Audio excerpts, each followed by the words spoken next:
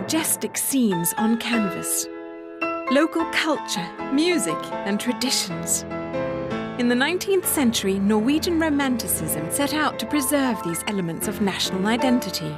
This patriotic movement inspired the imaginations of all Norwegians, including Edvard Grieg, who painted the essence of Norway with music, often incorporating elements of folk songs and always displaying Norway's wildness. You can hear that he's either on the top of some mountains or he has his back to the mountains and looks out to the sea.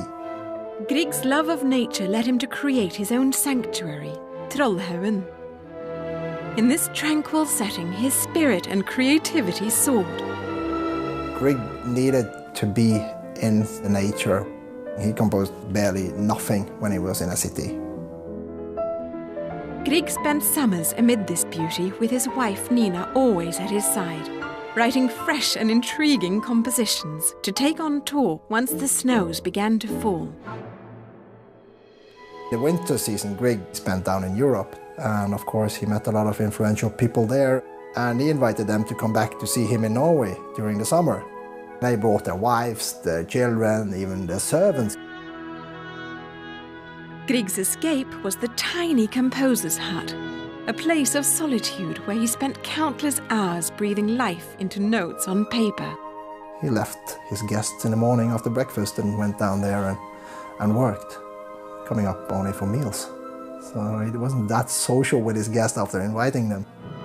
Today, the composer's hut appears virtually unchanged and includes a subtle reminder that while Grieg is remembered as larger than life, he was actually quite a diminutive man. When he composed down at the studio, there was an upright, normal piano, and to sit right at the piano he needed to sit on something, and he used to sit on the collected piano sonatas of Beethoven. Luckily for Grieg and us, Beethoven composed 32 sonatas, so it's a fairly thick book. Edvard Grieg spent 22 summers creating masterpieces while wrapped in the beauty of Trollhaugen. And one wonders what would have come of the man without the place. Grieg referred to Trollhaugen, his home, as his best opus. It really reflects his personality. You can play Grieg's music everywhere, but the atmosphere, the idea of this man who built the house, that is something that you only can find within these walls. To be here and hear the music where it was created, it's really special.